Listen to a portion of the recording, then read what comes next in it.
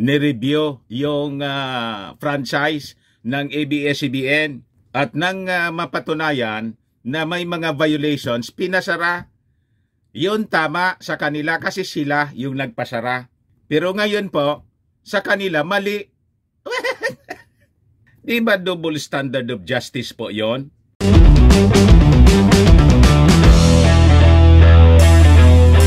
Kumusta niya Mr. Maravillas? Ano yung mga balita ngayon? Ito po. Si Kibs.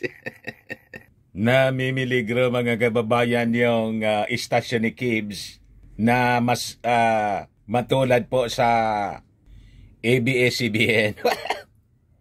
Bakit niya Mr. Maravillas? Nasobran kasi ng yabang.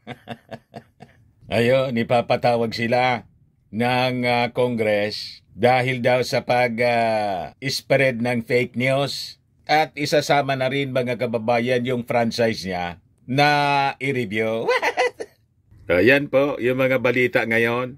Sabi dyan, SMNI Skiboloy should attend House inquiry on 1.8 billion travel fund claim. Network is accountable. Sabi po sa Manila Bulletin, House Executive says alleged 1.8 billion Speaker's Travel Fund does not exist. Fake news anya? Tingnan natin kung ma-stop mga kababayan ni Kibs yung investigasyon ng Congress. Pero nagyabang pa po mga kababayan si Kibs tulad ng kanyang kaibigan na si Maudigs. Huwag nyo anya kaming takutin na tanggalin ninyo ang SMNI. Iyang kongreso po ang may power na magbigay ng franchise. Exciting niya Mr. Maravillas ang mga susunod na kabanata. Talagang exciting po. Pero sabi ko nga po sa inyo mga kababayan, ang lahat ng problema nitong kampo ni Maudigs, pati ng kanyang kaibigan na si Kibs, sila man lang po yung may gawa. Nasobran kasi si Yabang. May kasabihan po tayo, may nasusulat. Itong si Kibs, basa ng Bible, pero nakalimutan niya yung nasusulat. Ano niya Mr. Maravillas yung nasusulat? Sabi po sa Bible, he who humbles himself shall be exalted, and he who exalts himself shall be humbled. Nakalimutan ni Kibs? Dahil anya siguro Mr. Maravillas sa sobranan niyang yaman. Pumasok na sa tuktok ni Kibs yung sobrang yaman. Malamang po. Di ba? But before ko mga kababayan ibigay sa inyo yung full story, click subscribe muna dito sa ating YouTube channel and hit the notification bell para lagi po kayong updated sa mga kaganapan dito sa ating bansa. Like and share na rin po ninyo ng ating video. At huwag na rin po ninyo na skip yung ating mga commercial ads para tuloy-tuloy lang ang pag-unlad ng bagong Pilipinas. Sa mga naghahanap pala po ng clean and spacious fitness gym, bisita lang po kayo sa aming Colossal Fitness Gym.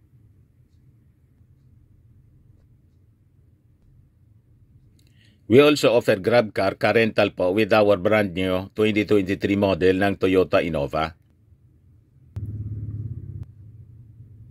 Also accept booking for those who are planning to travel via PAL and Cebu Pacific and other airline companies, local and international po. And bills payment for Meralco bills, PLDT, etc.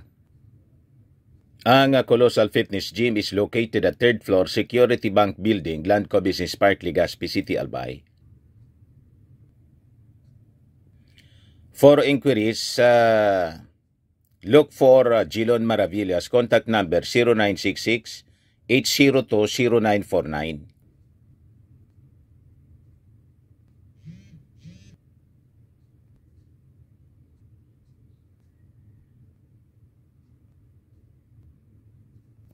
Ayos pa? Ayos na niya Mr. Maravillas. Ito mga kababayan si Kibs. Sabi niya, huwag niyo kaming takutin na tanggalin ninyo ang SMNI. Pag yan na ginawa ninyo talagang masama kayo kasi ayaw ninyong makinig sa tama. Magpasalamat kayo sa bansang ito. Mirong hindi natatakot magsalita ng totoo para mag-guide ang ating bansa, hindi malugmok sa kadiliman. Kayo ang naglulugmok sa kadiliman kasi imbes tumulong kayo sa pagpaunlad ng ating bansa, tingnan ninyo ang inyong ginagawa. Nanggugulo kayo eh. At nagiging mouthpiece pa ng China. Kasi yung programa ninyo, gikan sa ay gikan sa masa pala. You see, ginawang mouthpiece ng barkada ni Xi Jinping. So sabi dyan, yumaman ba ako sa pagsasalita ng katotohanan? Hindi. Ako pa ang gumagastos sa SMNI ng laban kasama ang bayan para harapin ang mga ulupong na to. Iyan niya, Mr. Maravillas, yung pagpatawag ba ng Congress ay tama? Tama po. Tama nga yung ginawa nila noon. Di ba, yung Congress noon, mga kababayan, nireview yung franchise ng ABS-CBN at nang mapatunayan na may mga violations, pinasara. Yun tama sa kanila kasi sila yung nagpasara. Pero ngayon po, sa kanila mali. Di ba double standard of justice po yon? Pag kayo nasa poder, pinasara yung istasyon, rineview, kasi may mga perceived violations. Tama. Ngayon, the same Congress, mga kababayan, kaya lang, ang gustong ipatawag at i-review yung franchise, yung istasyon nila na barkada nila. Ngayon, mali. Pag kayo ang nagpatawag ng review sa franchise ng istasyon tulad ng ABS-CBN, tama. Pag yung Congress na pinamumunuan ni Martin Romualdez ang magpatawag ng inquiry for possible violation ng franchise, mali. Sino ngayon ang maniniwala sa inyo sa ganong sistema? Di ba? Di ba no one is above the law? Pag may violation, di may violation. Dapat panagutan. Yun ang tama, mga kababayan. Yes, sabi rito, SMNI's Kibuloy should attend House inquiry on 1.8 billion travel fund claim. Network anya is accountable. Pastor Kibuloy, owner of Sunshine Media Network International, should be made to attend the scheduled House panel hearing Thursday. Ngayon po, November 30, on the allegations that Speaker Martin Romualdez spent a whopping 1.8 billion for these travels. Tapos, mga kababayan, mamasamain na naman po nila yung ginagawa ng Kongreso tulad ng desisyon ng Kongreso na i-adapt yung resolution allowing the ICC na pumasok na dito sa ating bansa, di ba? So ito, mga kababayan, kasunod ng akusasyon ni Kibuloy or aligasyon that Speaker Martin Romualdez spent a whooping 1.8 billion for his travels. O ngayon, sabi ng Kongreso, di kailangan anya kung saan anya nanggaling yung kwento ninyo, patunayan ninyo dito sa harap ng Kongreso. Tama? Kasi sabi po ni Deputy Majority Leader Quezon 2nd District Representative David J.G. Suarez, fake news anya yung pinapalaganap ninyo. Di ba? Lumalaan niya, Mr. Maravillas. Hindi man kasi po pwede na basta sila manira ng manira. Di ba, Ona? Yung buong Kongreso, siniraan na siniraan. Dyan po sa SMNI ni Maudigs, tinawag na pinakang bulok daw na institusyon ng gobyerno. Kasi duda ng duda na si Martin Romualdez tatakbo po na Pangulo ng ating bansa. Hindi anya yan mananalo. Di tumakbukan niya, hindi anya yan mananalo sa Leyte. Ikaw kasi Mr. Maravillas, yung pasimuno niyan, di ba? Joke man lang po. Pumunta kami ng Leyte po to check kung talagang tatakbo si Martin Romualdez. Ano sabi doon? Wala mang announcement.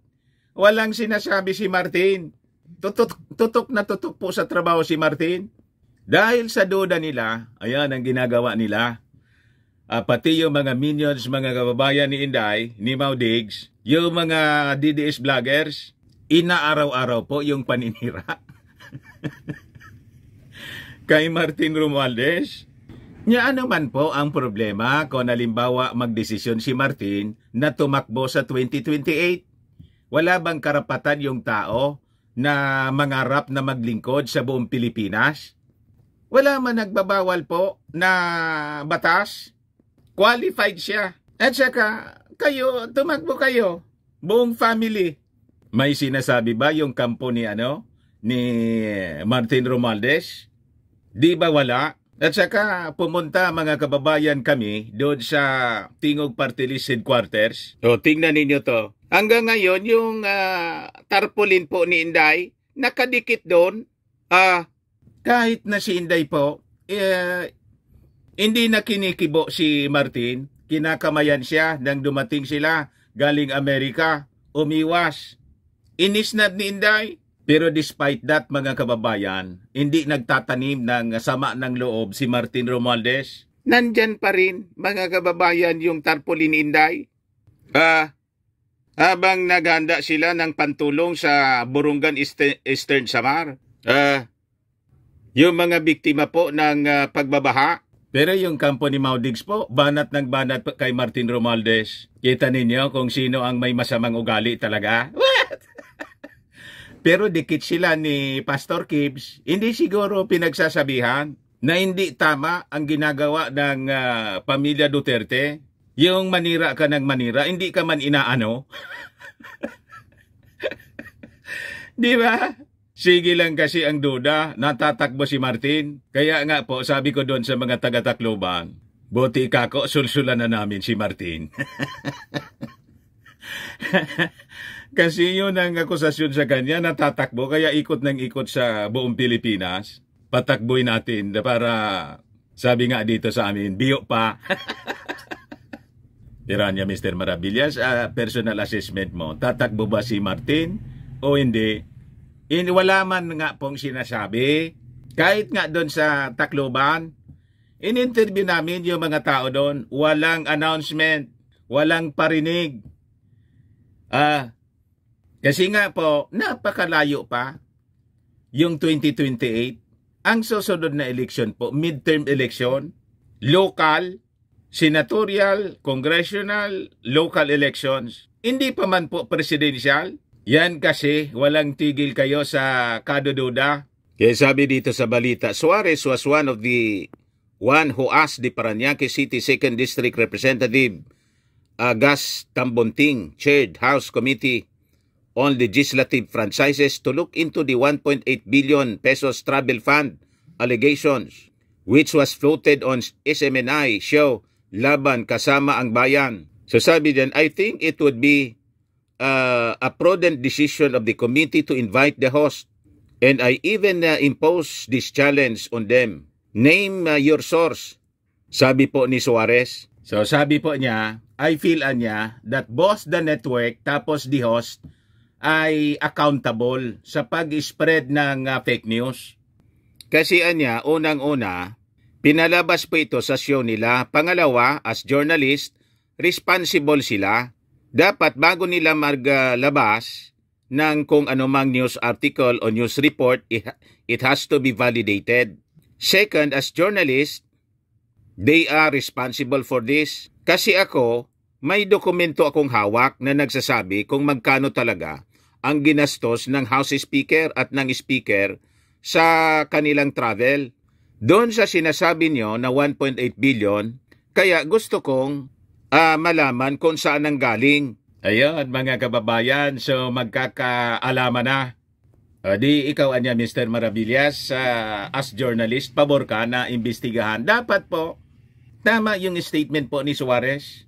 Kami na mga journalist, dapat responsible kami sa aming mga sinasabi. Hindi basta yung basta't magsasalita ka pag wala kang dokumento. Kaya nga po kami ay pumunta ng Tacloban. Yung purpose namin kasi sige ang pakalat nila ng fake news na kesyo si Martin Romualdez daw wala man na itulong sa mga taga-Tacloban noong kasagsagan ng Typhoon Yolanda. Ayon, basag tuloy kayo.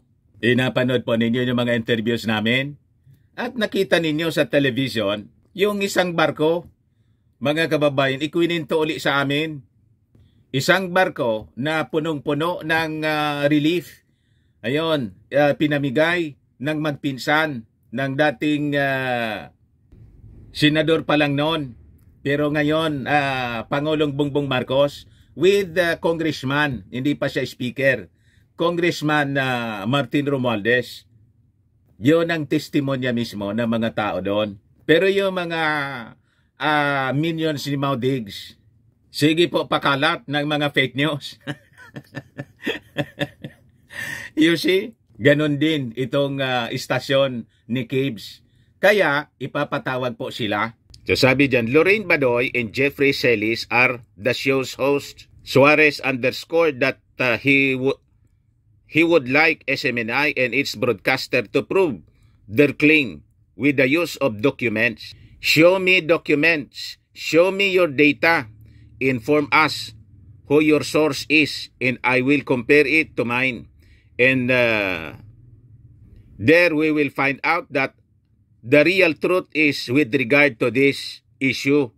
The Legislative Franchises Committee is the one that grants and renews legislative franchises for various entities, including those in the media, so they may be allowed to operate. So hindi man po pwede, mga kababayan, na yung Kongreso na siyang nagbibigay ng prangkesa sa isang media institution, tapos nang bigyan ng franchise para mag-operate, siyang sumisira sa nagbigay sa kanya. Di ba? Tulad ng ABS-CBN, pinasara kasi umabuso. Huwag kasing abusado. So ngayon, sabi ng House, si House Secretary General Reginald Velasco, yung sinasabihan niya nilang travel fund na 1.8 billion pesos does not exist. Wala man anyang ganyan. Ayan po, mga kababayan, si Velasco with the speaker. So sabi niya, these allegations niya are a clear example of fake news designed to mislead the public and tarnish true reputation of the Speaker in the entire House of Representatives as an institution. So sabi niya, ang Congress niya is dedicated to serving the nation with integrity and will continue to focus on our legislative duties rather than being distracted by unfounded rumors and misinformation. We urge the public and the media to exercise caution and verify facts, enforce sharing such baseless claims. Sabi po ni Velasco. So tama lang mga kababayan na ipatawag. Tingnan natin kung mag-a-appear sa Congress itong si Kib at saka yung mga announcer niya, sina Celis at Badoy. Gigisahin sila ngayon mga kababayan ng Kongreso. At pag napatunayan na fake news sila, malamang marami pang makakalkal. Yung Congress na violations mga kababayan ng SMNI, damay ang SMNI. Malamang sumunod sa ABS-CBN po itong istasyon ni Kibs. Pero sabi ko nga mga kababayan, gagamitin nila ito. I-intensify nila yung propaganda. Sasabihin nila pag sisikil ito sa freedom of the press and freedom of expression. Ang tanong ganito, bakit nang sinikil yung freedom of the press and expression na sinasabi ninyo ni Mau Diggs, ng Kongreso ni Mau Diggs, yung ABS-CBN, tama sa inyo? Ngayon, mali. May ganon. Ayan man lang po, mga kababayan. Baka lang gusto ninyo itong itry, Firmax Firming and Lifting Cream. Pinapahid po sa mga pulses in affected area. Mainam po sa paninigas na mga kaso-kasuan. Ito naman po, Automax Radiant Serum. Sa mukha naman yung application. Anti-aging siya po. You will look 10 years younger than your age. Sa mga cancer patients naman po, baka lang gusto niyo itong itry. Nengxia Red Mix Fruit Drink. Hindi man po siya gamot, food supplement siya. Kaya lang, gawa siya mga kababayan sa goji berry. Yung goji berry may anti-cancer properties. Ayos pa. O yung mga inquiries ninyo, dumiritso na lang kayo sa aming messenger sa Facebook para masagot namin agad. Ako po si Dante Maravillas. Bye-bye. God bless.